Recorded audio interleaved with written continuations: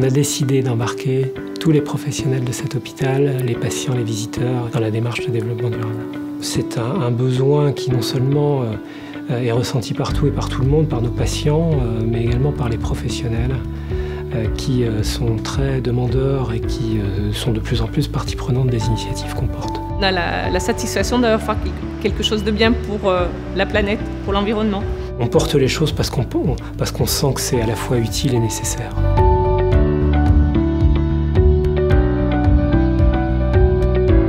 On a été quand même le premier établissement de santé reconstruit ces dernières années à bénéficier du label de la très haute qualité environnementale.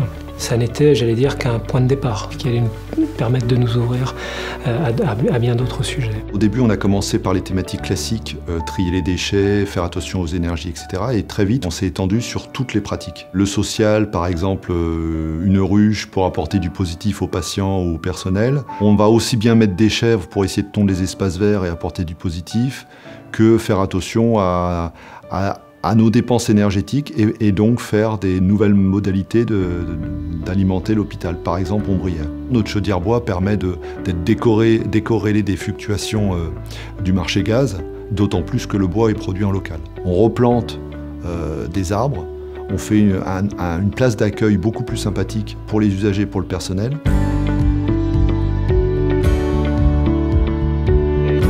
On estime à environ 400 000 € l'économie d'énergie entre l'ancien hôpital, qui n'était pas HQE, et le nouvel hôpital, tout en ayant un confort thermique. On a de la canicule tous les étés.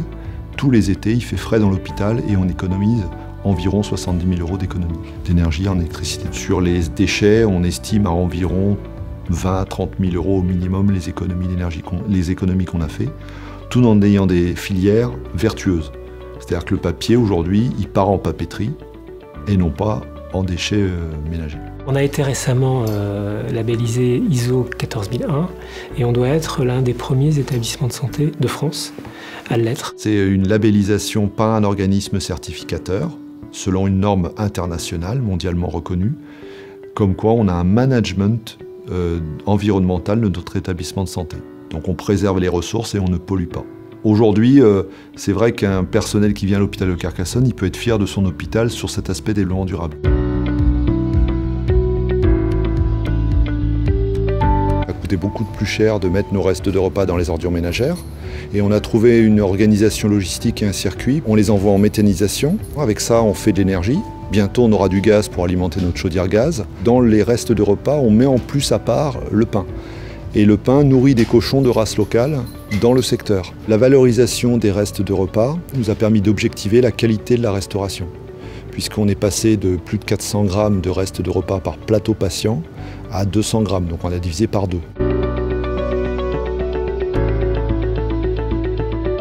On est à la fois dans une démarche institutionnelle, revendiquée en tant que telle par l'établissement. Le personnel est moteur et il faut savoir que dès que quelqu'un est motivé par la démarche, il devient ambassadeur ou ambassadrice développement durable. Nous avons mis en place le recyclage du plastique. C'est juste un geste supplémentaire à faire au moment où on donne le dispositif médical. Il faut mettre d'un côté le papier, de l'autre côté le plastique. C'est parti d'une prise de conscience un peu personnelle. Après, ma cadre était aussi disposée à me donner les moyens pour le faire. Mes collègues ont été tous réceptifs. Ça n'a pas été quelque chose de « on vous impose », voilà. Je l'ai mis en place petit à petit. Communiquer, non pas comme on communique d'habitude dans l'hôpital, il n'y a qu'à Faucon. Le message est toujours le même, c'est « le savez-vous, faisons mieux ». Savez-vous qu'on jette 200 kg de nourriture par jour ? Là, ça parle et ça marche. Un conseil, c'est lancez-vous parce que ça donne du positif au personnel. Et nous, les hospitaliers, on en a bien besoin. La technique du rocher et du ruisseau. C'est-à-dire que si on trouve des obstacles, le ruisseau, il passe au-dessus du rocher ou il passe à côté, mais il avance. On a plein d'imagination, les hospitaliers, on peut s'adapter à plein de situations, donc dans le développement durable, on peut aussi. Il faut qu'on échange. La porte est ouverte, bien évidemment. Il ne faut certainement pas se satisfaire de tout ce qu'on a déjà fait. Ça doit être aussi, d'une certaine façon, un aiguillon pour continuer à progresser. Qu'un établissement de santé s'occupe de la santé de son environnement, je pense que c'est aussi important. La question du développement durable, ce n'est pas qu'une question de politique, c'est aussi une question, une action au quotidien et chacun y apporte sa contribution. Qui peut aujourd'hui se désintéresser du sujet ?